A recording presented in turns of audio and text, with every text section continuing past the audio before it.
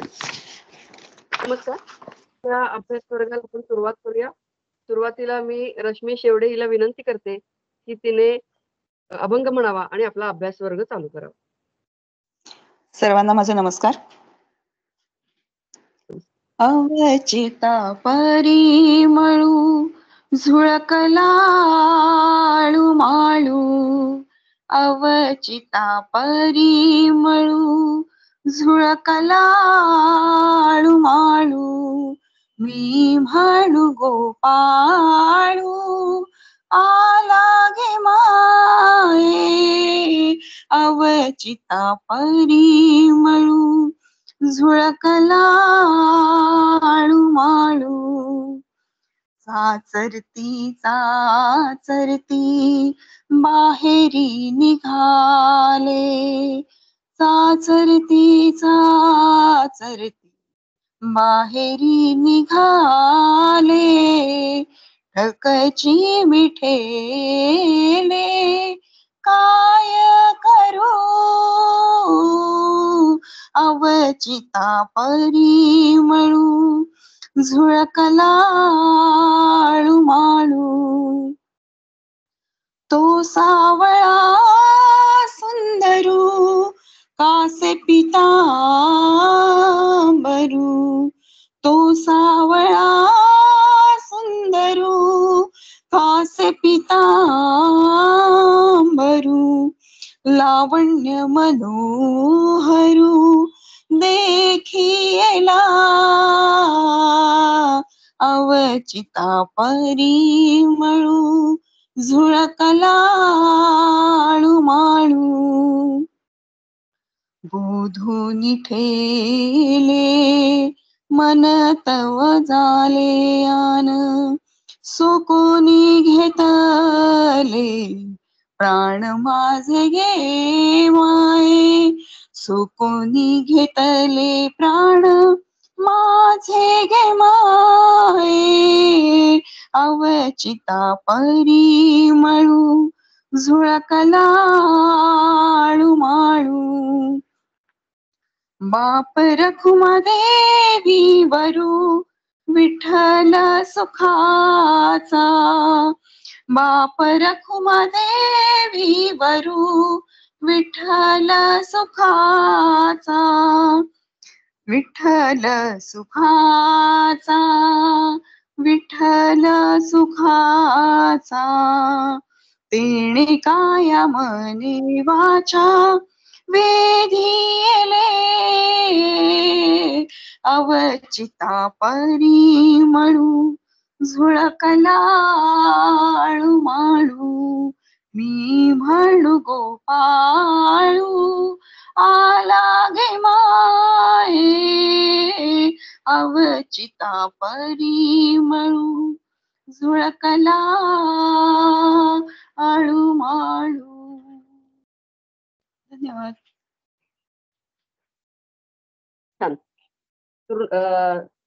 छान अभंगाने सुरुवात झालेली आहे. मी त्या डॉक्टर देशपांडे यांना विनंती करते की त्यांनी आपल्या निरूपणाला सुरुवात करावी.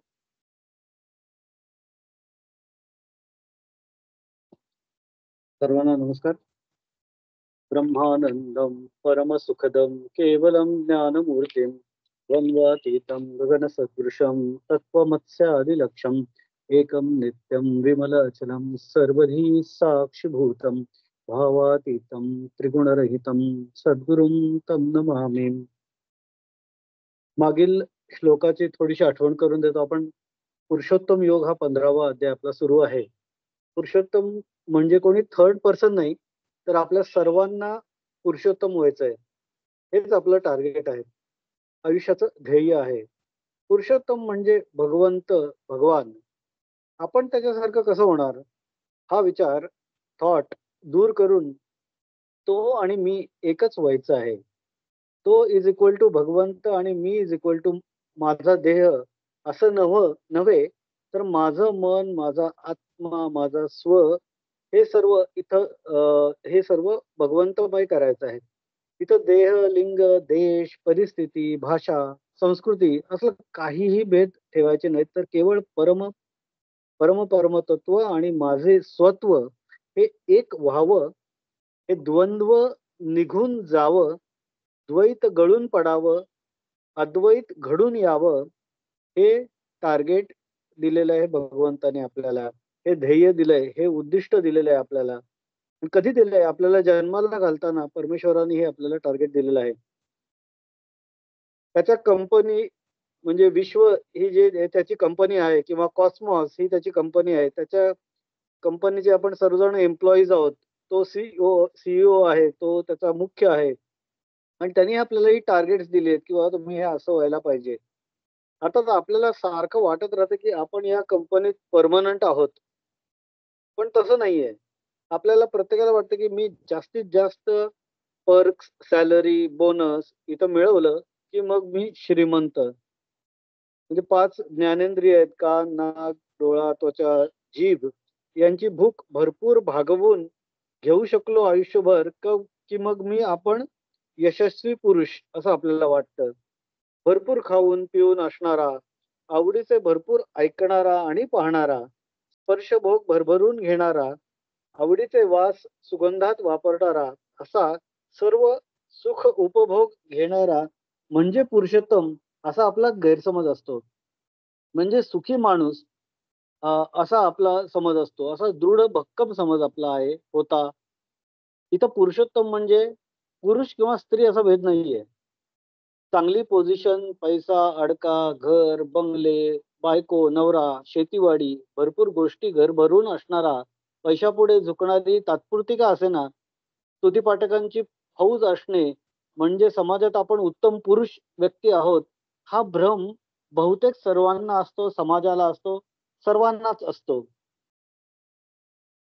आपण उत्तम पुरुष व्यक्ती हा भ्रम अशा पद्धतीने इंटरप्रिट करत असतो सारखा. भरपूर यश मिळालं की तो आपण पुरुषोत्तम आहोत. पैसा भरपूर आपल्याकडे असेल, संपत्ती असेल, हेच उत्तम या विशेषणाचे हक्कदार आहेत, असा सर्वमान्य समाज भ्रम आहे. हा समाज भ्रम दूर करणे हेच गीतेचे उद्दिष्ट आहे. आणि खरं आणि शाश्वत सत्य सर्वांपुढे मांडणे यासाठी गीतेची योजना भगवंताने केलेली असावी. केवळ अर्जुनाला उपदेश नाही केलेला, तर त्यातून आपल्यासारख्या सर्वच अर्जुनांना खरं काय ते दाखवणं आणि शाश्वत पुरुषार्थ काय हे तुमच्या आमच्यासारख्या सर्वांना सांगणं, समजावून सांगणं, हाच खरा गीतेतील प्रत्येक श्लोकाचा उद्देश आहे. मागच्या आठवड्यात 3-4 श्लोकात भगवंताने सांगितलं की संसार वृक्षाचा अगदी आदी नाही, अंत नाही, पण तो स्थिरही नाही.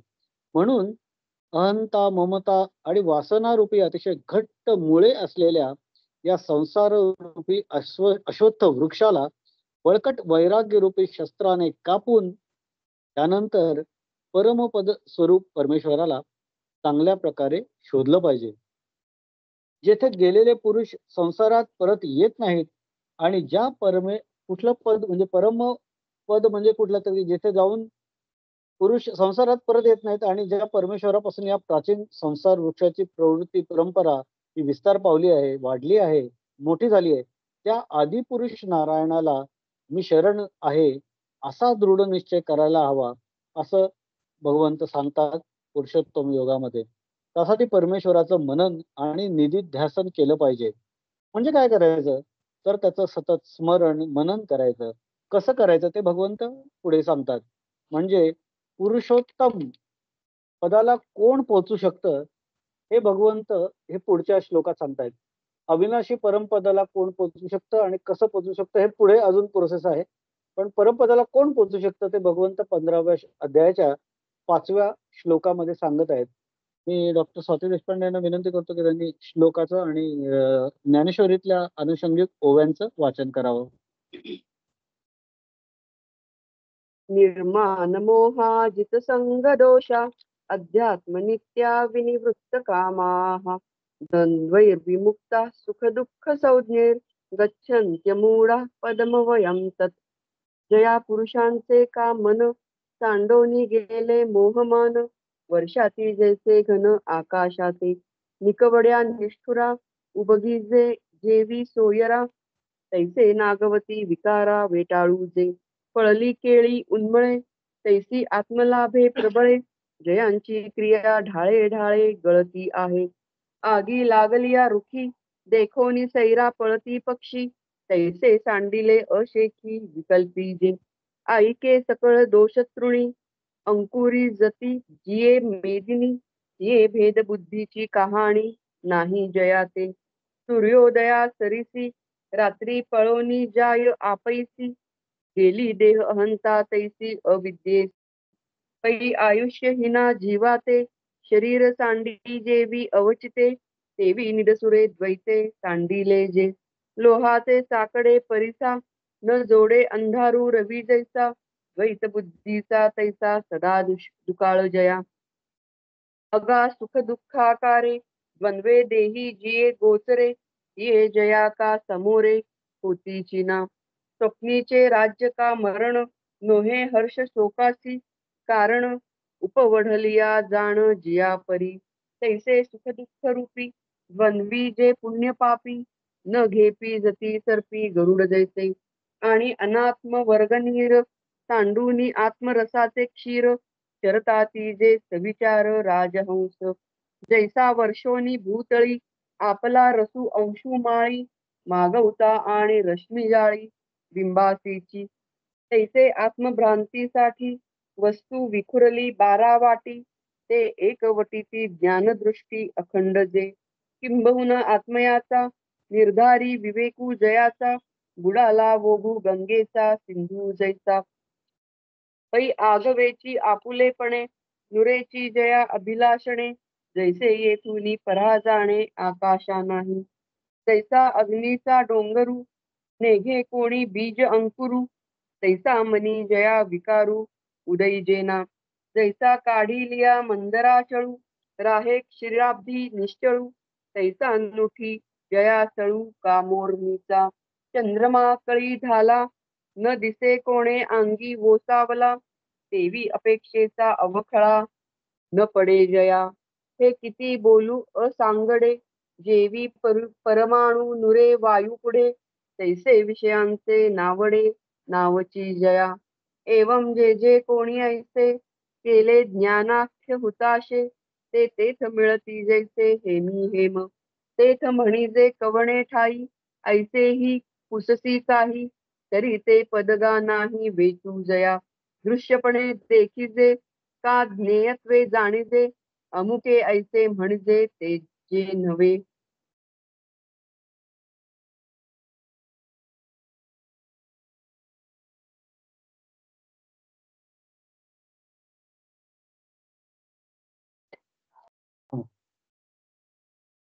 या श्लोकाचा 15वा अध्यायातला 5वा श्लोक काय म्हणतो?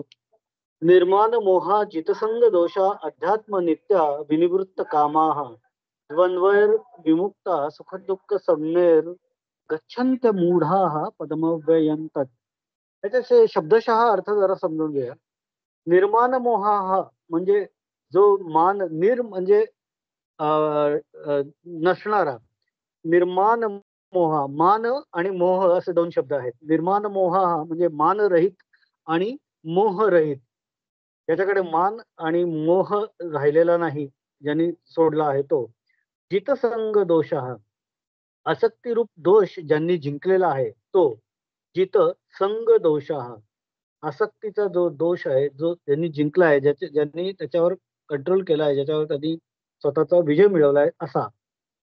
हे कुणाचं वर्णन चाललंय की परमपदाला, अविनाशी परमपदाला कोण पोचतात हे पुरुषोत्तम युगात भगवंत सांगतायत. तर त्याचं वर्णन ते करतायत की जो निर्माण मोह आहे, जो मानरहित आहे, जो मोहरहित आहे, जो जितसंग दोष आहे, जो आसक्तिरूप दोष ज्यांनी जिंकलेला आहे तो. अध्यात्म नित्य, जे अध्यात्म चिंतनामध्ये नित्य रममाण आहेत असे व्यक्ती, अशी व्यक्ती. विनिवृत्त कामा, निवृत्त कामाः, ज्यांची कामना समूळ नष्ट झाली आहे. वृत्तीची निवृत्ती, आपण असकट. निवृत्ती म्हणजे त्याच्यातनं तो बाहेर पडलेला आहे, व्यक्ती ती बाहेर पडलेली आहे. कशातनं? कामाः म्हणजे कामना, ज्यांच्या कामना समूळ नष्ट झाल्या आहेत असे विनिवृत्त कामाः. सुख दुःख संज्ञेर द्वंद्वैर विमुक्तः म्हणजे सुख दुःख रूपी द्वंद्वाच्या मधून जे मुक्त झाले आहेत अशी व्यक्ती. अमूढ म्हणजे मूढ जी नाही ती, ज्यांनी ज्ञान मिळवलेलं आहे ती व्यक्ती म्हणजे ज्ञानी, तर अव्ययम पदम गच्छती, पदम गच्छन्ति, तत् अव्ययम पदम गच्छती. पदम कसलं आहे? अव्ययम पदम, अविनाशी पद आहे. तत् म्हणजे त्या व्यक्ती, गच्छन्ति म्हणजे जातात, त्या अविनाशी परमपदाला प्राप्त होतात. कोण प्राप्त होतात? तर पुन्हा एकदा, की ज्यांचं मान आणि मोह नष्ट झालं आहे, ज्यांनी आसक्ती रूप दोष जिंकलेला आहे किंवा आसक्तीच्या भावनेवर विजय मिळवलेला आहे, जे परमात्म्याच्या चिंतनामध्ये कायम तल्लीन असतात आणि ज्यांची कामना समूळ नष्ट झालेली आहे, इच्छा अ, अ, अ, वासना संपूर्ण नष्ट झालेली आहे, जे सुख आणि दुःख नावाच्या द्वंद्वापासून मुक्त झालेले ज्ञानी व्यक्ती आहेत, त्या अविनाशी परमपदाला पोहोचतात असं भगवंत आपल्याला सांगतात. म्हणजे परमपदाला पोहोचण्यासाठी क्रायटेरिया काय आहे? काय काय करणं अपेक्षित आहे? भगवंताच्या म्हणण्याप्रमाणे, की मान आणि मोहाचा त्याग करणं. आता हे बोलणं सोपं आहे, अंगीकरणात तसं अवघड आहे, पण आपण ऑलरेडी या पाथवेवर आहोत. गेले 5-6 वर्ष आपण याच्यातनं चालतोय. काही नाही काही एक क्षणभर, कणभर तरी आपल्याला त्यातून फरक पडलेला आहेच. अजून आपल्याला दिशा मिळवण्यासाठी भगवंत सांगतायत, पुन्हा पुन्हा सांगतायत, की काय करायला पाहिजे. म्हणजे परमपदाला पोहोचण्यासाठी मान आणि मोहाचा त्याग करायला पाहिजे. दुसरं काय सांगतायत? आसक्तीचा त्याग करायला पाहिजे. आसक्तीवर विजय मिळवला पाहिजे. तिसरं काय सांगतात, की हे सगळं केलं, की या गोष्टींचा त्याग केला, पण मिळवायचं काय? तर परमात्म्याचं चिंतन करायचं सतत. आणखी काय करायचं, की सुख आणि दुःख यांच्या द्वंद्वातून मुक्ती मिळवायची. म्हणजे आपण ही जी ट्रेन पकडलेली आहे, की आपल्याला जायचंय परमपदाला, अविनाशी परमपदाला, त्या ट्रेनमधली ही ही स्टेशन्स आपण पार केली नाहीत, तर आपण त्या पदापर्यंत पोहोचू शकत नाही. किंवा एखादी ऑब्स्टॅकलची आपली आर्मीमध्ये जशा हे असतात, की निवडीसाठी की अशा 2-4 ऑब्स्टॅकल्स ठेवलेले असतात. 5-10 ऑब्स्टॅकल्स ठेवलेले असतात. ते ऑब्स्टॅकल्स पार केली, तर तुम्ही ते हे जिंकता, पद मिळवता. तशा पद्धतीने जर मान आणि मोहाचा त्याग करणं आपल्याला जमलं, जर आसक्तीचा त्याग करणं आपल्याला जमलं, जर आसक्तीवर विजय मिळवणं आपल्याला जमलं, त्याचबरोबर सातत्याने हे कसं करायचं? तर यासाठी मग परमात्म्याचं सतत चिंतन करत राहणं आपल्याला जमलं आणि सुख आणि दुःख यांच्या द्वंद्वातून आपली मुक्ती जर झाली, तर अविनाशी परमपदाची प्राप्ती आपल्याला होऊ शकते. आता इथं मान म्हणजे देहात्म बुद्धी आहे आणि अध्यात्म ज्ञान म्हणजे जे देहात्म बुद्धी कशामुळे येते? तर मोहामुळे. त्यामुळे मोहाचा त्याग आणि मानाचा त्याग करणं आणि अध्यात्म ज्ञान म्हणजे आत्मज्ञान. तर अशा पद्धतीने अपेक्षित केलेलं आहे भगवंतानी याच्या आपल्यापासून, की त्यांचं म्हणणं आहे, की हे तुम्ही पार करा आणि तुम्ही परमपदाला नक्की पोहोचाल. म्हणजे देह, इंद्रिय, प्राण वगैरे हे ऍक्च्युली अनात्म्यामध्ये तादात्म्य होऊन अहम भाव निर्माण करतात. त्यामुळे देह, इंद्रिय वगैरेंना मी म्हणून घेतलं जातं. मी मी म्हणजे माझा देह आहे. माझी इंद्रिय म्हणजे माझा देह आहे. माझं मी आहे.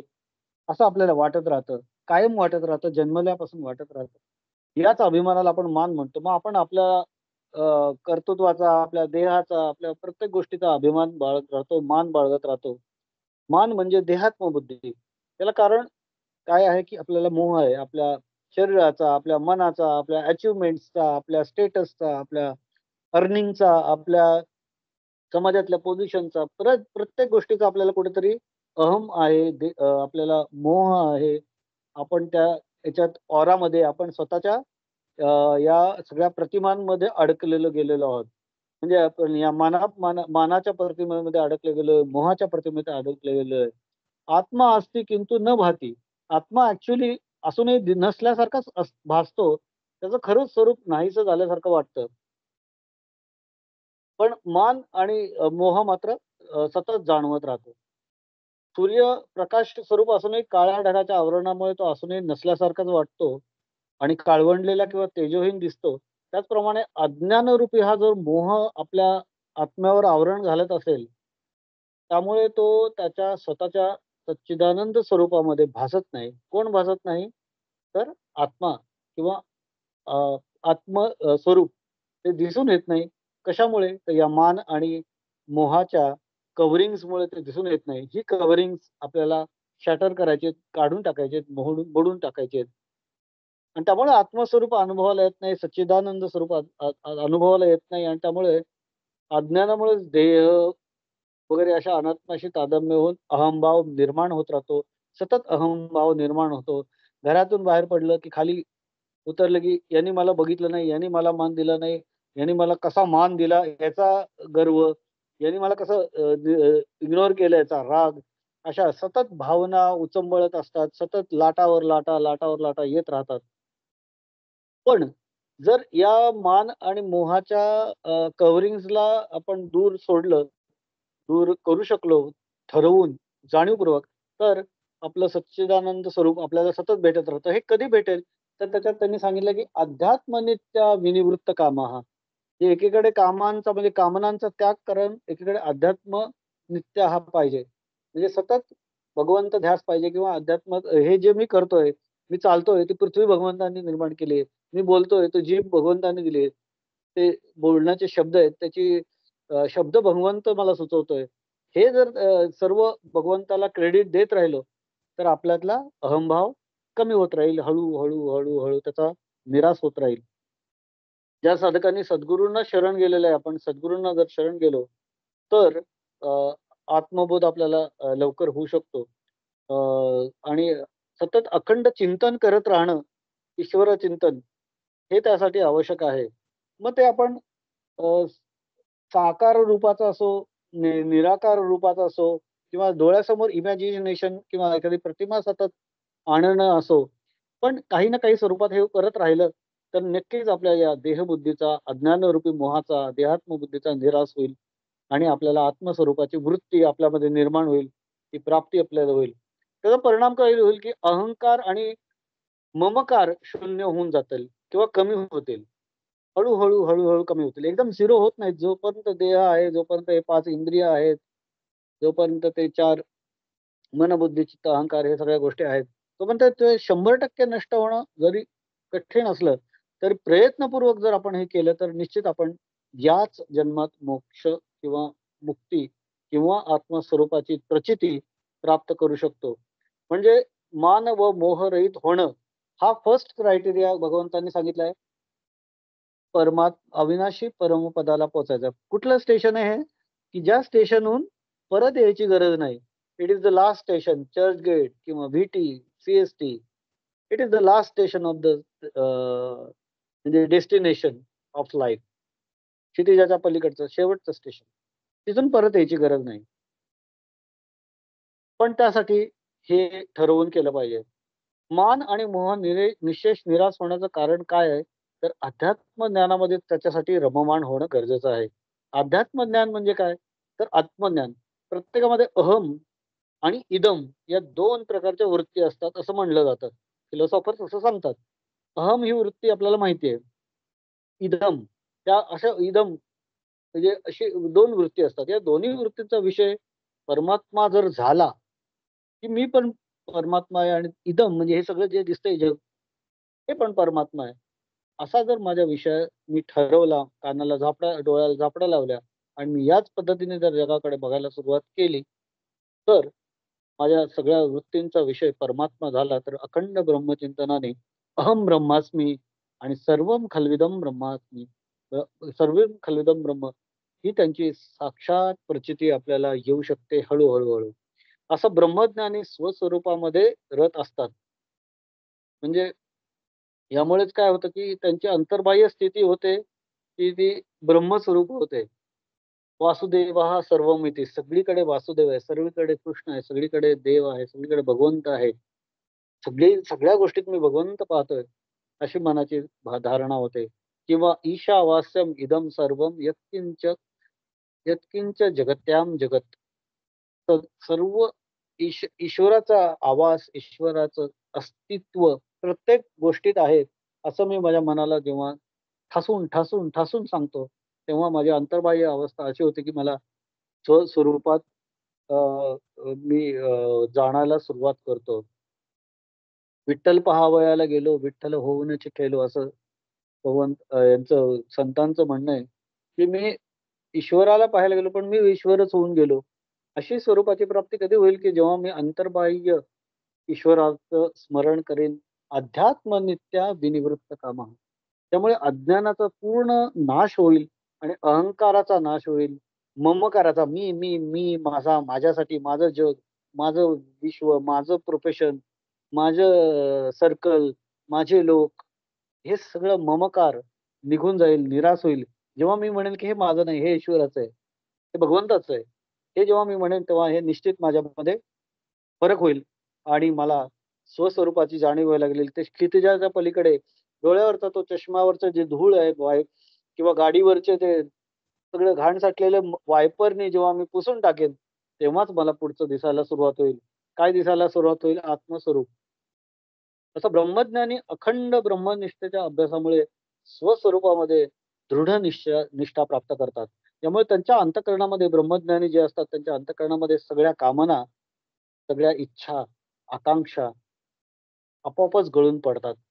इथे कामना या शब्दाचा अर्थ फक्त विषय वासना वगैरे असा नाहीये. त्यामध्ये सूक्ष्म भोग वासना पण आहेत. त्याचं कारण वरवरच्या सर्व कामना नाहीशा झाल्या तरी सुप्त भोगवासना असेल समजा मनात, तर ती वासना पुन्हा अनेक प्रकारच्या कामना निर्माण करते आणि विषयभोगामध्ये मनाला पुन्हा पुन्हा पुन्हा प्रवृत्त करते.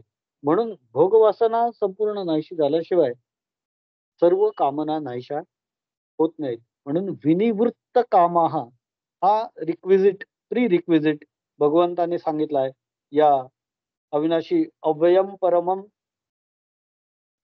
पदापर्यंत पोहोचण्यासाठी अव्ययम पदम पर्यंत पोहोचण्यासाठी हा एक प्री रिक्विजिट भगवंताने सांगितलेला आहे की अध्यात्मनित्या बट विथ विनिवृत्त कामाहा. त्यामुळे भगवंत सांगतात की तुमच्या भोगवासना नष्ट करा, भोगवासना नष्ट करायचा प्रयत्न करा. त्यामुळे कामवासना हळूहळू गळून पडतील. इच्छा, अननेसेसरीली इच्छा, डिझायर्स ह्या कमी होतील. त्यासाठी भगवंत काय सांगतात की याच्यातला एक श्लोक आहे आपल्या दुसऱ्या अध्यायात, एक श्लोक आहे, दुसऱ्या अध्यायातला 59वा श्लोक आहे. त्याच्यात काय म्हणतात भगवंत? विषया निवर्तन्ते निराहारस्य देहिनः रसवर्जम रसोप्यस्य परम दृष्ट्वा निवर्तते. म्हणजे काय तर इंद्रियांनी विषयांचं सेवन न करणाऱ्या पुरुषाचे ही केवळ विषयच दूर होतात, परंतु त्याच्याविषयीची आवड नाहीशी होत नाही. या स्थितप्रज्ञ पुरुषाची जर आसक्ती ही परमात्म्याच्या साक्षात्काराने नाहीशी होते. त्यामुळे नुसतं वरवरचे विषय कामना गळून पडल्या असं होत नाही. त्यासाठी मुळात भोगवासना नष्ट केल्या पाहिजेत. हा विषयरस म्हणजेच भोगवासना सुद्धा परमात्मा स्वरूपामध्येच निष्ठा प्राप्त केली तरच नाहीशा होतात. अशा योग्यांना विनिवृत्त कामाहा असं म्हटलंय. त्यांच्याविषयी भगवान याच्यात काय सांगतात? दुसऱ्या अध्यायातलाच 55वा श्लोक आहे. त्याच्यात भगवंत सांगतात, प्रजहाती यदा कामान सर्वान पार्थ मनोगतान आत्मनेवात्मना तुष्टः स्थितप्रज्ञस्य उच्यते. ज्याच्यामधून सर्व कामना गळून पडलेल्या आहेत असे ज्ञानी अंतरंगांमध्ये स्वस्वरूपाने संतुष्ट तृप्त असतात आणि तेच स्थितप्रज्ञ आहेत. आत्मतृप्तीने सर्व वासनांचा क्षय झाल्यानंतर ते आपोआपच काय होतात पुढे? पुढचा काय क्रायटेरिया भगवंताचा की जितसंग दोषा म्हणले ते संगरूपी दोषांवर विजय प्राप्त करतात. म्हणजे विषयांच्या केवळ दर्शनाने, श्रवणाने किंवा चिंतनाने, म्हणजे पाहून विषय ऐकून विषयांचा विचार करून इंद्रियांच्या मधून चित्तांचा विषयाशी सारखा संपर्क येतो. म्हणजे समोर पाहिलेल्या गोष्टी त्याच्यातनं विषय वृत्ती निर्माण होतात. काही कानावर गोष्टी पडतात त्याच्यातनं विषय वृत्ती निर्माण होतात आणि काही वेळेला आपण सारखा त्या विषयाच्या संबंधित विषयांचा सतत विचार करत असतो. कळत नकळत, ठरवून, इव्हन टाळायचं ठरवून सुद्धा करत असतो आणि त्यामुळे चित्तांचा विषयांशी सारखा संपर्क येत असतो. त्यामधून चित्तामध्ये संस्कार निर्माण होऊन विषयांच्या बद्दलची प्रेमभावना निर्माण होते. विषयच आवडायला लागतात कारण त्याचाच सारखा विचार, सारखं दिसता येतेच, सारखं ऐकायला येतेच, सारखा मनात विचार येतो तो त्यांचाच. त्यामुळे त्याच्याविषयी तेच चांगलं आहे, तेच उत्तम आहे तेच खरं आहे असं वाटायला लागतं. त्याच्याबद्दल स्नेह निर्माण होतो आणि याला काय म्हणतात? संग संग म्हणतात. या वृत्तीमधून काम संकल्पादी विकार निर्माण होतात. त्यामधून मी भोगता हे भोग्य विषय हा अध्यास निर्माण होतो आणि विषय भोगाची प्रवृत्ती निर्माण होत राहते. मी भोगता आहे आणि मला हे सगळे विषय भोगायचे असंच मनाला वाटायला लागतं. भोगवृत्तीमुळे मग मन सारखं विषयाभिमुख होतं आणि विषयाकार बनतं. मनाचा विषयच बनून जातो. याचा परिणाम म्हणजे आत्मस्वरूपाची वृत्ती अर्थातच खंडित होते. त्यामुळे ध्यायतो विषयान पुंसा या श्लोकामध्ये स्पष्ट केलेली जी अनर्थ परंपरा मनुष्याचं अधःपतन करत जाते. माणसाला वाटतं की हे चांगलं आहे, हेच खरं आहे, हेच भोग आहेत आणि हे एन्जॉय करायचं लाईफ. जे आपण म्हणतो की खाओ, पिओ, मजा करो, ऐश करो. सगळं मजा करण्यासाठीच आपण जन्माला आलोय. या सगळ्या सृष्टीचा, सगळ्या वृत्तींचा भोग घेण्यासाठीच, इंद्रियांचा भोग घेण्यासाठी तर आपला जन्म झालाय. असा आपला जो गैरसमज होतो, त्याच्यातनं आपली जी आत्मस्वरूपाची जी सर्च आहे, रिसर्च आहे, ती मात्र खंडित होऊन जाते. कारण या सगळ्या गोष्टी आपल्याला माहिती आहे की या कुठल्याही शाश्वत नाहीयेत. They are not permanent. They are not going to be lasting for ever. पण तरी सुद्धा आपण त्यांच्या मोहात पडतो. म्हणून अनर्थ परंपरेमधून स्वतःचं रक्षण करण्यासाठी ब्रह्मज्ञानी लोक काय करतात की सारखं नित्य निरंतर अभ्यासाने ठरवून अभ्यासून तू कौतेय वैराग्याने तर भोगवासनेचा त्याग करतात, विषय संघाचा त्याग करतात आणि स्वस्वरूपामध्ये निष्ठा प्राप्त करण्याचा प्रयत्न करतात. त्यामुळे त्यांच्या वृत्ती बाह्य विषयांपासून हळूहळू निवृत्त होतात.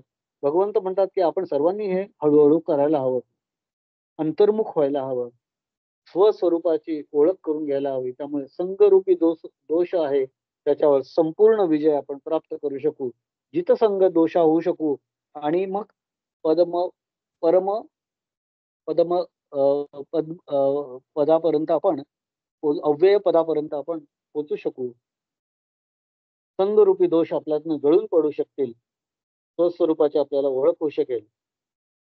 आता या सर्वांचं फळ म्हणजे काय? ते ब्रह्मनिष्ठ पुरुष जो असतो तो काय प्रिय अप्रिय या गोष्टींविषयी, शीत उष्ण या गोष्टींविषयी, हर्ष विषाद राग द्वेष शत्रू मित्र आदी सर्वांच्या द्वंद्वाच्या मधून अनुभवाला येणाऱ्या सुख दुःखांच्या मधून मुक्त होतात.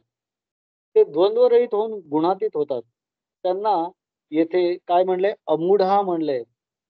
द्वंद्वैर विमुक्ता सुख दुःख संज्ञेर गच्छन्त मूढाः पदमव्ययम तत्. म्हणजे ज्या या मोहातून ते मुक्त होतात त्यांनाच इथे अमूढाः म्हणजे मोहवर्जित असं म्हटलेलं आहे. त्याचं कारण काय काय जे अहंकार ममकार मी माझा माझ्यासाठी या प्रत्ययाने युक्त आहेत ते करण्यात अविवेकी आहेत, ते मूढ आहेत, ते मूर्ख आहेत, ते अज्ञानी आहेत. परंतु ज्यांनी हे दोन्ही प्रत्यय निराश केलेत, त्यांचा खात्मा केलाय, त्याच्यावर विजय मिळवला आहे, त्यांना दाबण्याचा प्रयत्न केला आहे, अशा लोकांना ब्रह्मज्ञान प्राप्त होतं आणि त्यांनी अज्ञानाचा ध्वंस केलेला असतो आणि त्यामुळे ते ते पुरुषच खऱ्या अर्थाने अमूढ किंवा मोहवर्जित असतात असं म्हणता येईल. असे हे ब्रह्मज्ञानी अविनाशी नित्य शुद्ध बुद्धमुक्त सच्चिदानंद परम स्वरूपाला प्राप्त होतात. ते स्वरूप कोणत्याही कर्माने किंवा साधनाने नाश होत नाही. नैनन छिंदंती शस्त्राणी असं म्हणतात. या श्लोकामध्ये आत्म्याचं अविनाशित्व भगवंतांनी स्वतः स्पष्ट केलंय. कशाचं? आत्म्याचं अविनाशित्व. ते नित्य आहे, ते शाश्वत आहे, ते चिरंतन आहे, ते परब्रह्म स्वरूपच आहे. पण त्याचा ओळख पटली पाहिजे. त्यासाठी मोह आणि मान, अभिमान यांच्या जे कवरिंग्ज आहेत त्याच्यातनं त्याला बाहेर काढलं पाहिजे. तेच निर्विशेष स्वरूप याच जीवनामध्ये आत्मस्वरूपामध्ये आपल्याला प्राप्त करू शकतात जे लोक हे गोष्टी मिळवू शकतात. त्यामुळे त्या पूर्णत्वाला ते प्राप्त होतात. ज्याप्रमाणे नाम रूप गुण विशेषाने मर्यादित असणाऱ्या सर्व नद्या नामरूपांचा सर्व या मोहांचा त्याग करून अमर्याद समुद्रामध्ये अस्तंगत होतात, त्याच समुद्र स्वरूप होऊन पूर्णत्वाला प्राप्त होतात. त्याचप्रमाणे विद्वान ब्रह्मज्ञानी पुरुष उपाधिजन्य सर्व मर्यादा म्हणजे माझ्या डिग्रीज, माझं शिक्षण, माझं पैसा, माझा अडका, माझं नोकरी, माझं स्टेटस, या सगळ्या अहंकार ममकारातून मुक्त होऊन अज्ञानाच्याही पलीकडे जाऊन जे अमर्याद सर्वव्यापी निर्विशेष स्वयं प्रकाशमान परमपुरुष पद आहे, अविनाशी पद आहे, त्याला प्राप्त होतात, ते पूर्णत्वाला प्राप्त होतात. त्या अविनाशी पदाचं पुढचं अधिक एलॉबरेशन म्हणजे ते कसं असतं त्याविषयी त्यांनी पुढच्या श्लोकात सांगितलेलं आहे. थोडस ज्ञानेश्वरी मध्ये माऊलींनी याबद्दल काय म्हणले ते बघूया. माऊलींनी खूप छान छान छोटी छोटी उदाहरणं देऊन या सर्व श्लोकाचा अर्थ अतिशय छान प्रकारे एक्सप्लेन केलेला आहे. की पहिलं म्हणजे निर्माण मोहान जितसंग दोषा याविषयी काही पहिल्या याच्यात ओळींमध्ये ते सांगतात की पावसाचं शेवटी जेव्हा काय होतं, ढग काय करतात, आकाशाला सोडून जातात, टाकून जातात. त्याप्रमाणे पुरुषाच्या मनाला मोह आणि मान पुरुषांनी टाकून पुढे गेलं पाहिजे, स्वतः टाकून पुढे गेलं पाहिजे. कारण पाऊस हा सुद्धा ट्रान्झिएंट आहे, तात्पुरता आहे. म्हणजे जसं माझं अस्तित्व, माझं ममकार, माझा अहंकार, पण मी मिळवलेल्या गोष्टी आणि मी भोगायच्या वस्तू, मी भोगायच्या गोष्टी या जशा तात्पुरत्या आहेत, तसंच वर्षा ऋतू आहे. तर त्याप्रमाणे त्यावेळेला ढग जसे पावसाळा संपला की ते स्वतः आकाशात आकाशाला सोडून जातात. त्याप्रमाणे पुरुषांच्या मनातला मोह आणि मान टाकून गेले. ज्याप्रमाणे दरिद्री आणि निर्दय पुरुषाला त्याचे नातलग कंटाळतात. एक एक उदाहरणं दिलीत त्यांनी, प्रतिमा दिल्यात, काही हे आहेत की त्याच्यातनं एक्सप्लेन केलं की त्या प्रकारे आपण मान आणि मोहाला सोडून द्यावं. निर्दयी जी माणसं असतात त्यांना त्यांचे सभोवतालचे लोक कंटाळतात. त्याप्रमाणे जे पुरुष विकारात सापडत नाहीत, विकारांना सोडून देतात. समजा आपल्या सोबतील विकार आले असतील तर त्यांचा आपण त्याग जर केला तर आपण निर्माण मोहा होऊ शकतो आणि जितसंग दोषा होऊ शकतो. त्याप्रमाणे फळाला आलेलं केळीचं झाड आपोआप उपटून पडतं. केळीला जेव्हा फळं येतात तेव्हा ते झाड जसं आपोआप उन्मळून पडतं, त्याप्रमाणे प्रबल आत्मलाभामुळे ज्याची क्रिया हळूहळू सुटत सुटत आहे. प्रबल आत्मलाभ म्हणजे आत्मप्रचिती. कशाचे उपमान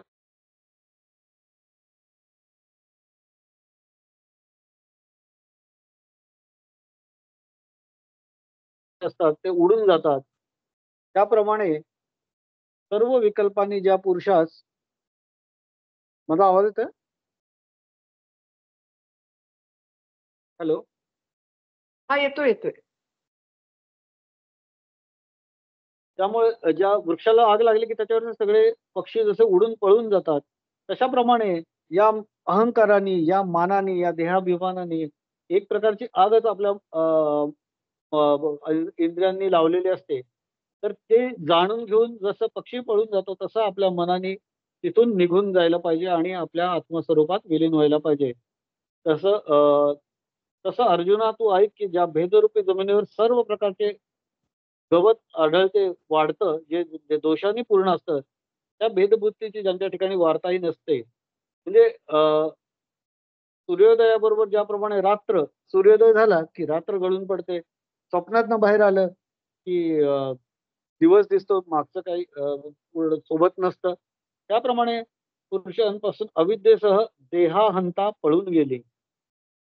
म्हणजे जेव्हा जागृतीची अवस्था झाली, जेव्हा जाणीव झाली, जेव्हा मनोबोध झाला, तेव्हा की देह अहंता, देहाभिमान, अहंकार, अविद्या, अज्ञान हे गळून गेलं, पळून गेलं. जसं आयुष्य संपल्यावर शरीराला अ, जीव टाकून निघून जातो, त्याप्रमाणे पुरुष अज्ञानात्मक द्वैताकडून टाकले गेलेले आहेत. म्हणजे अज्ञानाचं जे द्वैत आहे, द्वैताचं अज्ञान आहे, त्याला टाकून देणं आणि सोडून देणं हे जो साधू शकतो तो अव्यय पदाला प्राप्त होऊ शकतो. ज्याप्रमाणे परिसाला लोखंडाचा दुष्काळ असतो. किती छान छान उपमा दिल्यात. परिसाला लोखंडाचा दुष्काळ असतो म्हणजे परिस जो असतो तो ज्याला ज्याला टच करतो त्याचं सोनंच होऊन जातं. लोखंडाला टच केलं त्याचं सोनं होतं. म्हणजे त्याला ही डझंट नो लोखंड, त्याला फक्त सोनंच माहितीये. असं जेव्हा आपल्या मनाची अवस्था होते, ते सोनं म्हणजे काय? की लिटरली सोनं नाही. तर जेव्हा आपल्याला दिसतं की येस, हे सगळं भगवंतानी क्रिएट केलेलं आहे. हे सगळं भगवंत माझ्याकडनं करून घेतोय किंवा मला जे भोगायला मिळतंय किंवा मला जे सहन करावं लागतंय किंवा जे त्रास आहेत, ते तोही भगवंताने दिले. जेव्हा मला आनंद मिळालाय, तोही भगवंतानेच दिलाय आणि तो मी भोगत नाही, तर तोच भोगतोय. हे जेव्हा लर्निंग मनाला ट्रेन करून आपण ठरवतो, तेव्हा आपण अव्यय पदाला प्राप्त होऊ शकतो. त्यामुळे द्वैत बुद्धीचा अ, अ, नाश होऊ शकतो. द्वैत बुद्धी अ, नष्ट होऊ शकते. सूर्याला कधी काळोख कुठे दिसू शकेल का? सूर्याला काळोख दिसू शकत नाही. कारण तो जिथं जातो तिथं नुसता प्रकाशच प्रकाश असतो. त्यामुळे सूर्याला काळोख दिसत नाही. तसं ज्याला आत्मप्रचिती आली आहे, त्याच्याकडे मान आणि मोह हे राहत नाहीत. त्याच्याकडे संग, दोष हे त्याच्याबरोबर टिकत नाहीत. त्याच्याकडे फक्त लख्ख प्रकाश असतो. भगवंत सांगतात, "अरे अर्जुना, दुःखाची जी द्वंद्व आहेत, जी या शरीरामध्ये तुला अनुभवात येतात, ती या पुरुषांना जाणवत नाहीत." आता सुख-दुःखाची द्वंद्व म्हणजे काय? याच्याविषयी काही असं चिंतन असं आहे, की मला वाटतं मला चांगला पैसा मिळाला, की मला सुख आहे. मला भरपूर चांगलं खायला मिळालं, की मला सुख आहे. मला कोणी दुर्लक्ष केलं, तर मला दुःख आहे. मला एक अमुक गोष्ट मिळाली नाही, तर मला दुःख आहे. हे सगळं हा द्वैतभाव हा गोंधळ मनात असतो, की हे अमुक गोष्टी या सुखाच्या क्रायटेरियात बसतात आणि तमुक गोष्टी या दुःखाच्या क्रायटेरियात बसतात. आता अनेक वेळा असंही होतं, मागे आपण चर्चा केलेली, की काही एखाद्याचं सुख ते दुसऱ्याचं दुःखही असू शकतं आणि एखाद्याचं दुःख हे दुसऱ्याचं सुखही असू शकतं. हाही एक मनाचा खेळ असतो. त्यामुळे या द्वैत भावाच्या किंवा या द्वंद्वाच्या पलीकडे जर आपण गेलो, की येस ठीक आहे मला यश मिळालं, खूप यश मिळालं, तरी मी फार एक्साईट होणार नाही आणि मला खूप निराशा आली, खूप माझं फ्रस्ट्रेशन आलं, दुःख माझ्या पदरात पडलं, तर त्यानी मी गळून पडणार नाही. हे जेव्हा मी ठरवतो, तेव्हा या द्वंद्वाच्या पलीकडे मी जातो आणि मग मला काय प्राप्त होतं? तर पदम अव्ययम तत्. या अव्यय पदाला मी प्राप्त होतो किंवा मला मला ते प्राप्त होऊ शकतं. त्यामुळे सुख-दुःख संज्ञेय हे भगवंतांनी सुचवलंय, की अशा पुरुषाच्या ज्यांनी याचा त्याग केलाय, त्याच्याकडे समोर हे गोष्टी या द्वंद्व कधीच त्याला भासत नाहीत. ज्याप्रमाणे जागे झाले असता स्वप्नात समजा राज्य प्राप्त केलंय किंवा स्वप्नात मी मेलो, स्वप्नात मला मरण आलं, तर जागा झाल्यावर मला ते राज्यही मिळालेलं नसतं समजा मला राज्य प्राप्त झालंय असं मला वाटलं किंवा मी उद्या प्रेसिडेंट ऑफ इंडिया झालो असं मला स्वप्नात वाटलं. तर जागा झाल्यावर मात्र मला माहीत असतं की मी कोण आहे, मी अमुक आहे. किंवा स्वप्नात मी समजा गेलो, काही झालं ॲक्सिडेंट काही मला स्वप्न पडलं, वाईट स्वप्न पडलं. पण जागा झाल्यावर मला लक्षात येतं की मी तो नाही. ते घडलेलं नाही. तर त्यामुळे आनंद आणि दुःख हे त्या वेळेला स्वप्नात होत असेल, पण स्वप्नातनं बाहेर पडल्यावर जसं ते आनंद आणि दुःखाला या गोष्टी किंवा या घटना कारणीभूत होत नाहीत. तसंच जे लोकं निर्माण मोहात जितसंग दोषा असतात, त्यांना किंवा विनिवृत्त कामं असतात, त्यांना या सगळ्याच्या पलीकडे जाता येतं आणि ते अव्यय पदाला प्राप्त करून घेतात. जे ज्ञानरूपी राजहंस अनात्म पदार्थ रूपी पाणी टाकून आत्मरस रूपी दूध सेवन करतात. माऊलींचे हे फार छान-छान प्रतिमा आहेत, की की ज्ञानाचा राजहंस, राजहंस आपण म्हणतो, की निरक्षीर न्याय, की दूध का दूध, पाणी का पाणी करण्याची जी कला असते, ती राजहंसाकडे असते असं म्हणतात. आणि अ, त्याप्रमाणे हा राजहंस आता प्रॅक्टिकली आपण राजहंस काय म्हणतो, की भगवंत म्हणतात, की ज्ञानाचा राजहंस आपल्यामध्ये जर आपण विकसित केला, तर तो अनात्म जे पदार्थ आहेत, ते पाण्यासारखे आहेत आणि आत्मरस रूपी जे आहे, ते दूध आहे किंवा आत्मप्रचिती, स्वच जाणीव हे दूध आहे. तर ज्ञानाचा राजहंस काय करेल, तर हे अनात्मरूपी पाण्यासारखे पदार्थ आहे, तो तो टाकून देईल आणि आत्मरसरूपी दूध आहे, त्याचं सेवन करेल. आणि सर्पाकडून गरुड जसा धरला जात नाही, त्याप्रमाणे सुख-दुःख व पुण्य-पाप रूपी द्वंद्वाकडून हे लोकं वेढले जात नाहीत. कोण वेढले जात नाहीत? जे निर्माण मोह आहेत, जे जितसंग दोष आहेत, जे अध्यात्म नित्य आहेत, जे विनिवृत्त कामं आहेत, जे द्वंद्वैर विमुक्त आहेत, ते लोक मूढ आहेत आणि ते या सगळ्या गोंधळातनं पुढे गेलेले असतात.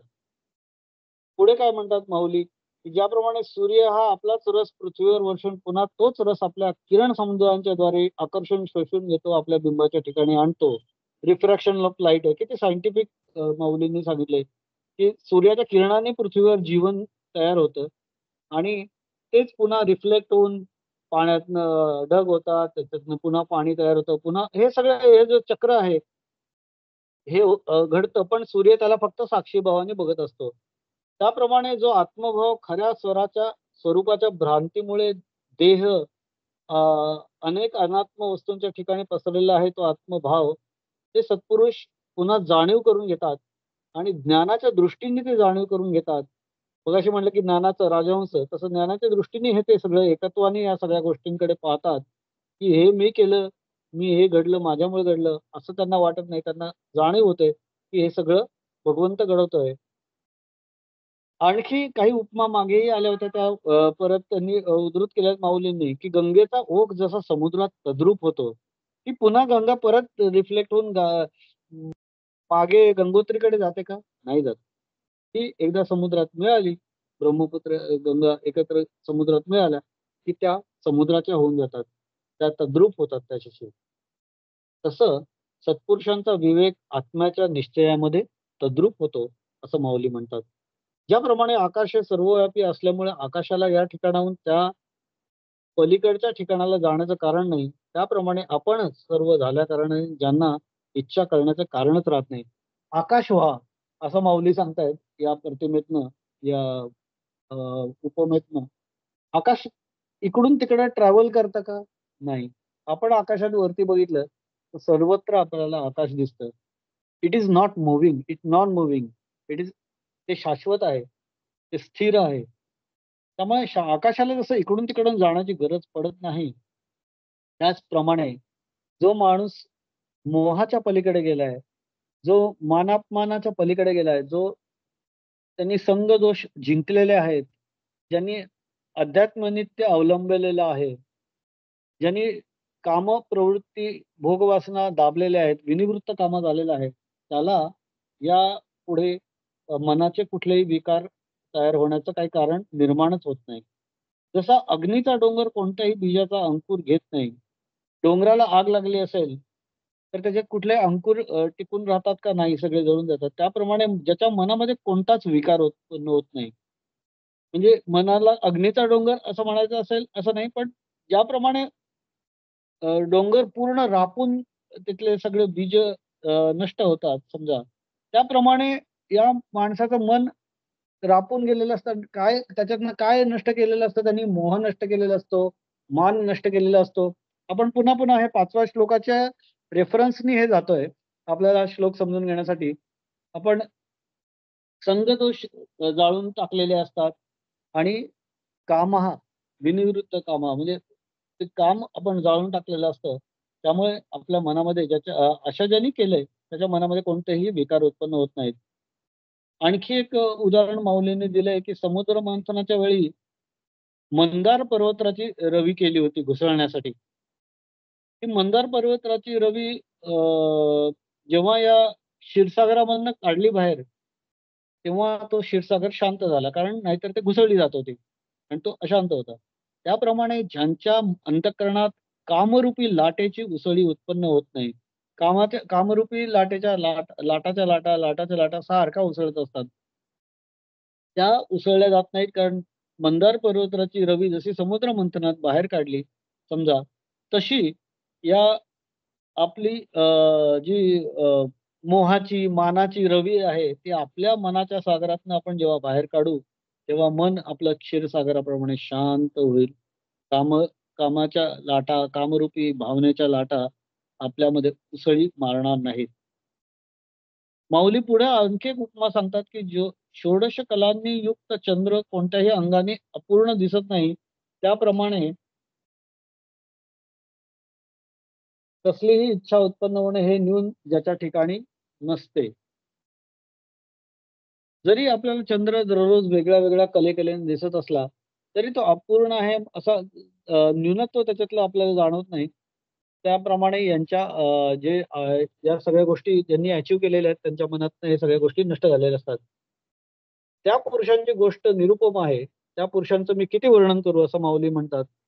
ज्याप्रमाणे वायूच्या जोरापुढे रजक कणाचा टिकाव लागत नाही त्याप्रमाणे त्यांना विषयाचं नाव देखील आवडत नाही. वाऱ्याचा जोर वादळ आलं तर त्याच्यात छोटे छोटे वाळूचे कण जसं टिकून लागत राहत नाहीत तसा हा आत्मभानाचा, आत्मज्ञानाचा, आत्मप्रचितीचा जेव्हा वारा यांच्या मधनं वाहत असतो तेव्हा हे कामप्रवृत्तीचे रजक कण कुठल्या कुठे उडून जातात, निघून जातात. त्याप्रमाणे आत्मज्ञान म्हणून प्रसिद्ध असलेल्या अग्नीने जे कोणी असे गोष्टी अचीव्ह केलेल्या आहेत ते त्या आत्मस्वरूपात जसं सोन्यात सोनं मिसळतं त्याप्रमाणे मिसळून जातात. परंतु तेथे म्हणजे कोणत्या ठिकाणी असं अर्जुना तू विचारशील तर ते ठिकाण म्हणजे जे अविनाशी ठिकाण आहे म्हणजे अव्ययम, पदम अव्ययम तत्. ज्या ठिकाणाला विनाश नाही, नाश नाही, ते ठिकाण, त्या ठिकाणाला ही लोक प्राप्त होतात. कोण प्राप्त होतात? जी या गोष्टी अचीव्ह करतात. जे पाहण्याचा विषय म्हणून पाहिलं जातं आणि जे जाणण्याचा पदार्थ म्हणून समजलं जातं किंवा जे काही एक विशिष्ट प्रकारचं आहे असा ज्याच्याविषयी व्यवहार होतो असे जे जे आहे अशापैकी हे काहीच नाही असं ते पद आहे. की ते पाहायला पाहिजे, ते जाणलं पाहिजे असं नाही. त्या पदापर्यंत डायरेक्टली व्यक्ती पोचतो. कधी पोचतो? जेव्हा तो मोहाचा त्याग करतो, जो मानाचा विसर पडतो ज्याला, जो संग दोष ठरवून नष्ट करतो, जो सतत अध्यात्मात राहतो, जो विनिवृत्त काम आहे, कामभावना, कामवासना, भोगवासना जो त्याग करायचा प्रयत्न करतो, सुखदुःखाच्या गोंधळातनं तो जो बाहेर पडतो, द्वंद्वातनं तो बाहेर पडतो, तो अशा अव्यय पदाला प्राप्त होतो. अशा वेगवेगळ्या उदाहरणं माऊलींनी याच्यात दिलेली आहेत. त्याच्या मध्ये आपल्याला लक्षात घ्यायला पाहिजे, की आपण गीतेचा अभ्यास करताना आपल्याला वेगवेगळ्या याच्यामध्ये अध्यायांमध्ये वेगवेगळ्या टर्मिनॉलॉजीज मधनं भगवंत पुन्हा पुन्हा काही गोष्टी सांगतायत. तुम्हाला आठवत असेल दुसऱ्या अध्यायात स्थितप्रज्ञस्य का भाषा म्हणून अर्जुनाने विचारलं तेव्हा स्थितप्रज्ञाची लक्षणं यांनी सांगितली, भगवंतांनी सांगितली होती. दुसऱ्या अध्यायातला 55वा श्लोक होता. मी आता श्लोक वाचत नाही, वेळ वाढवायला नको. पण मी त्याचं जस्ट उद्धार करतो, फक्त उद्धरण करतो. दुसऱ्या अध्यायातल्या 55व्या श्लोकात भगवंत म्हणतात की मनातील कामना जो म्हणजे स्थितप्रज्ञ कोण? जो मनातील कामना पूर्ण टाकून देतो. दुसऱ्या अध्यायातल्या 56व्या श्लोकात भगवंत सांगतात की तो तो स्थितप्रज्ञ दुःखद प्रसंगी जो दुःख व सुखप्राप्तीची दुःखद प्रसंगी जो दुःख करत नाही आणि सुखप्राप्तीची ज्याला इच्छा नसते आणि ज्याच्यामध्ये प्रीती, भीती आणि क्रोध गुप्त झालेले असतात, लुप्त झालेले असतात. त्याच्यामध्ये फार एक्स्ट्रा म्हणजे काय म्हणतात, अतिरेकी प्रेमही नाही, अतिरेकी भीतीही नाही आणि अतिरेकी रागही नाही. असं ज्याच्याकडे हे सगळ्या गोष्टी नष्ट झालेल्या असतात, लुप्त झालेल्या असतात, ते स्थिर बुद्धी लोक म्हणजे स्थितप्रज्ञ. म्हणजे पुन्हा आपण हे बघतोय, ही जी वचनं आहेत ते सिमिलर आहे याच्याबद्दल, की स्थितप्रज्ञ असो, गुणातीत असो, योगी असो, ज्ञानी असो, त्याच्यानंतर भक्त असो, संन्यासी असो, दैवी गुण असो, या सगळ्या किंवा विवेक आणि वैराग्य असो, या सगळ्या गोष्टीतनं भगवंतांनी काय सांगितलंय, की तुम्ही या पद्धतीने वाका. याच्यामध्ये खूप सिमिलॅरिटीज आहेत.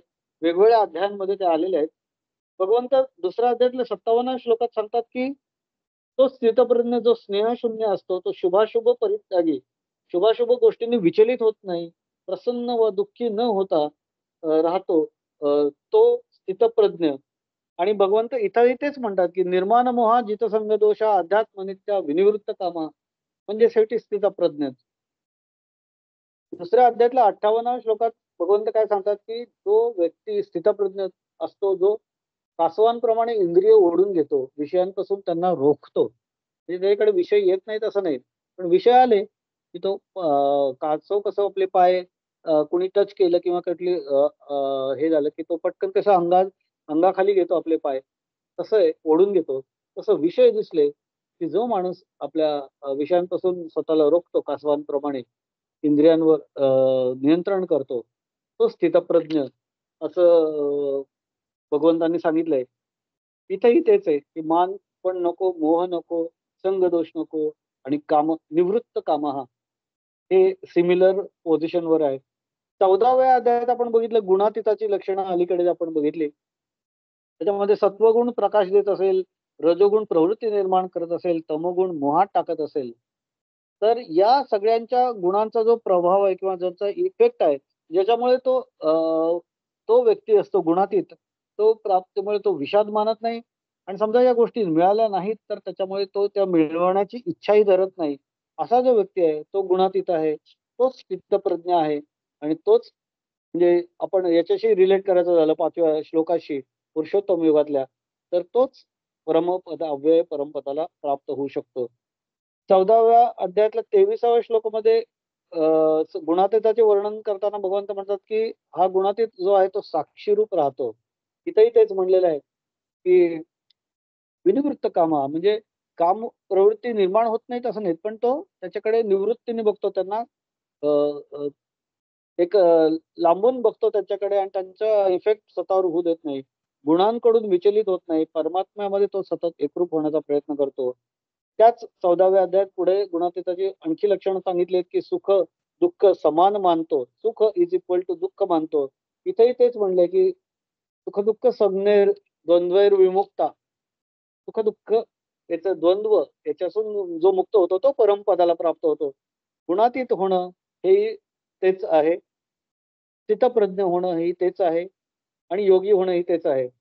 14व्या अध्यायातल्या 24व्या श्लोकात त्यांनी पुढे काय म्हणलंय भगवंतांनी की माती, दगड, सोनं या सगळ्यांना समान मानतो. विनिवृत्त कामा.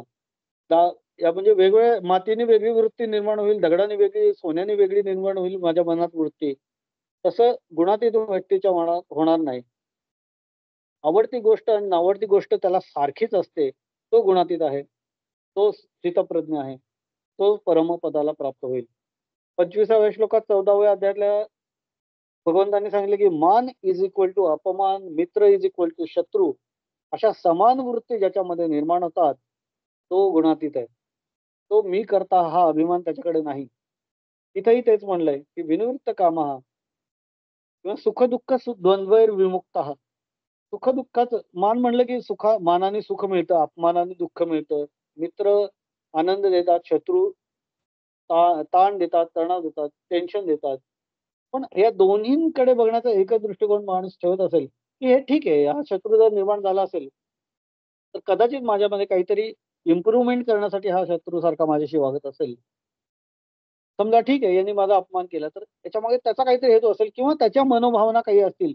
त्याच्या अ, अ, म्हणजे त्याच्या भूमिकेमध्ये जाऊन मी बघेन आणि मला वाटेल की त्याच्या दृष्टीने ते कदाचित योग्य असेल आणि याने मी दुःख करून घेणार नाही आणि समजा मी काही चुकत असेल तर त्याच्यातनं मी इम्प्रूव्हमेंट करेन. अशा प्रकारे आणि मला जर खूप मान दिला, तर येस मी खूपच मानाचा आहेच म्हणून मला मान दिला किंवा मला थोडा कमीच मान दिला बरं का आज. असं म्हणून प्रवृत्ती माझ्यामध्ये निर्माण झाली, तर मी तो गुणातीत होत नाही. मग त्याच्यामध्ये माझ्यामध्ये रजोगुण आणि तमोगुण वाढत जातात. तर हे सगळं जो समान वृत्तीने पाहतो तो गुणातीत आणि तोच अव्यय पदाला प्राप्त होऊ शकतो कारण तो विनिवृत्त कामा होतो. अव्यभिचारी भक्ती असं 14व्या अध्यायात सांगितलेलं आहे, की जो अव्यभिचारी भक्ती करतो आणि अनन्य भावाने भक्ती करतो. भगवंताची अव्यभिचारी भक्ती करणं म्हणजे त्याच्यामध्ये 2 गोष्टी आल्या, की पूर्ण डेडिकेशन, पूर्ण बिलीफ, पूर्ण विश्वास भगवंतावर. म्हणजे याच्यावर थोडा, त्याच्यावर थोडा, याच्याकडनं हे अपेक्षित, त्याच्याकडनं ते अपेक्षित, या भगवंताकडनं ते असं नाही.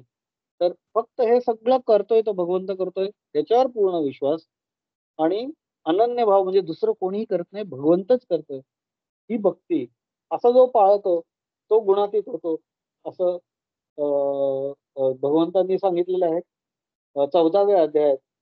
6व्या अध्यायातलं तुम्हाला आठवत असेल योग्याची लक्षणं सांगितलेली होती. योगी काय करतो? ही पण पुन्हा या आपल्या 5व्या या श्लोकाशी संबंधित आहे. म्हणून मी हे करतो. थोडं एक 5 मिनिटं घेणार आहे अजून 5-10 मिनिटं. अ, अ, आपल्या आत्ताच्या या श्लोकाशी रिलेटेड आहे. म्हणून मी त्याचा उल्लेख करतो आहे. त्याच्यामध्ये काय म्हणलंय यांनी भगवंतांनी, की योगी म्हणजे जो परमात्म्याला पाहतो त्याची सर्वोच्च स्थिती म्हणजे तो योगी. म्हणजे पंडित हा समदर्शना म्हणजे सुख दुःख शीत उष्ण मान अपमान मित्र शत्रू सज्जन आणि मध्यस्थ यांना सगळ्यांना उदासीन भावनेने पाहतो तो योगी. कर्मफळाचा त्याग करतो तो योगी. संकल्प रहित असतो पण कार्यशील असतो, कर्तव्य तत्पर असतो, फक्त फळाची अपेक्षा करत नाही तो योगी. पवित्र मनाचा असतो, निर्विकार असतो तो विनिवृत्त कामा म्हणजे काय? पवित्र मनाचा. निर्विकार म्हणजे योगीच. सोशिक क्षमाशील असतो, राग सामक, सुख दुःख द्वंद्वैर विमुक्ता, राग शामक, शब्दयुद्ध टाळणारा असा जो असतो तो योगी. कष्टप्रद आयुष्य असलं तरी तो आनंदाने सुखाने जगणारा तो योगी. अद्वेष्टा कुणाचा द्वेष न करणारा म्हणजे तो योगी. याच्यामध्ये विनिवृत्त कामा म्हणता येईल, जितसंग दोषा म्हणता येईल. सर्व भूताना मैत्र, सर्वांशी मैत्री करतो तो योगी. युक्त आहार विहार करतो तो योगी. आवश्यक तेवढंच खातो, योग्य व्यायाम करतो, प्राणायाम करतो, योगासन करतो, जागरण नाही करत तो योगी. जो करुण आहे, संवेदनशील आहे तो योगी. परमात्माच्या ध्यान चिंतनात अध्यात्म नित्या परमात्म्याच्या ध्यानात चित्त सतत ज्याचं मग्न असतं सारखं तो योगी. व्यवहारात सुयोग्य पण तरीही अभोगी असतो. म्हणजे व्यवहार तो व्यवस्थित करतो, जे देणं आहे ते देतो, जे घेणं आहे ते घेतो, पण तो तरीही अभोगी राहतो. म्हणजे भोगांची इच्छा ज्याची नाहीशी झालेली असते. विनिवृत्त कामा तो योगी. गोष्टींचा संग्रह करत नाही, निर्लोभी असतो, निर्मोही असतो तो योगी. मन आणि इंद्रियांसह शरीर जिंकलेला जो जीवात्मा आहे मनावर ब्रेक मारणारा आणि मनावर ब्रेक उत्तम ब्रेक असं मानणारा तो योगी, तो गुणातीत, तोच निर्माण मोहा, तोच जितसंग दोषा, तो विनिवृत्त कामा आणि तोच पदमव्यंतात म्हणजे त्या पदाला प्राप्त होतो.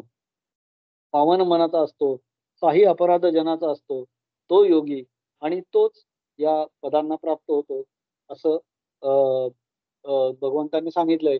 की 6व्या अध्यायातलं हे 5 अध्यायातले जे श्लोक आहेत त्याच्यात 6व्या अध्यायातले त्याच्यात त्यांनी हे योगाची लक्षणं सांगितलेली आहेत. आणि ही योगाची लक्षणं सुद्धा इथं आपण याच्याशी याचं सिमिलॅरिटी पाहू शकतो.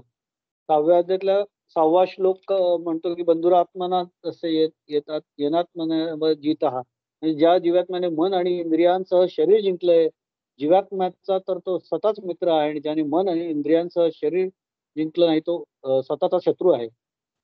जितात्मनः प्रशांतस्य परमात्मा परमात्मा समाहितः शीतोष्ण सुख दुःखेषु तथा मानापमानयोः छंद उष्ण सुख दुःख मान अपमान याच्यामध्ये ज्याच्या अंतःकरणाची वृत्ती पूर्णपणे शांत झालेली असते, ज्याला थंड थंड वाटत नाही, उष्ण उष्ण वाटत नाही, सुख दुःख समान पद्धतीने बघतो, अशा स्वाधीन आत्मा हा योगी पदाचा असतो. जो ज्याचं अंतःकरण ज्ञान विज्ञानाने तृप्त झालेलं आहे, ज्याची स्थिती निर्विकार आहे, ज्याची इंद्रिय पूर्णपणे ज्यांनी जिंकलेली आहेत. माती दगड आणि सोन्याला एका लोष्टाश्मक कांचन अशा पद्धतीने तो माती दगड सोने सगळ्यांना एकाच पद्धतीने पाहतो. सुहृद मित्र शत्रू उदासीन मध्यस्थ द्वेष करण्याजोगा बांधव सज्जन पापी सर्वांना समान भाव ठेवून राहतो तो योगी. अशा पद्धतीने असा जो करतो तो परमपदाला प्राप्त होतो असं इथं भगवंतांनी सांगितलेलं आहे. ज्ञानाची लक्षणं सांगितली आहेत काही अध्यायांमध्ये. भक्ताची लक्षणं सांगितली आहेत, संन्यासाची लक्षणं सांगितली आहेत, दैवी गुण सांगितले आहेत. हे सगळे जे आहेत हे सगळे आपल्याला माहिती आहे की हे याच्याशी संबंधित आहेत, या निगडीत संबंध या आपल्या श्लोकाशी संबंधित आहेत, जो सांगतो की मानरहित मोहरहित आसक्ती रहित आणि अध्यात्म चिंतनात सतत नित्य रममाण होणारा, कामना नष्ट केलेला विनिवृत्त कामा, सुखदुःखाच्या द्वंद्वातनं बाहेर पडलेला असा जो अमूढा म्हणजे ज्ञानी माणूस आहे तो या परमपदाला प्राप्त होतो असं पुरुषोत्तम योगात भगवंतांनी सांगितलेलं आहे. याच्यात पूर्ण म्हणजे अर्थ अर्थ असा आहे की विवेक आणि वैराग्य या 2 गोष्टी प्राप्त करणं आपल्याला आवश्यक आहे. आणि या विवेक आणि वैराग्य हे निर्माण मोहान जितसंग दोषा या सगळ्या गोष्टींना एक्सप्लेन करतं. आता वेळेच्या अभावी मी आता त्याच्याविषयी पुन्हा चर्चा करत नाही. पुन्हा आपण पुढच्या भागात याविषयी पाहिजे तर चर्चा करू शकतो, की आपण जर विवेक बाळगला आणि त्याचबरोबर वैराग्य बाळगलं, विनिवृत्त कामा झालं, तर या अव्यय पदाला आपण नक्की प्राप्त करू शकू. भगवंताने अर्जुनाला हे सांगितलंय, पण आपणही हा प्रयत्न करून बघायला हरकत नाही, असं मला वाटतं. आज इथंच मी थांबतो. सर्वांना माझा मनःपूर्वक नमस्कार.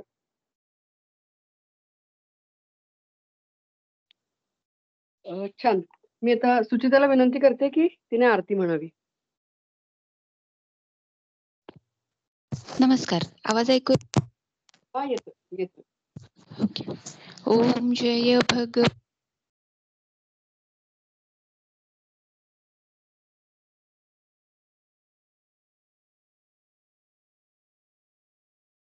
आवाज गेला सुचिता.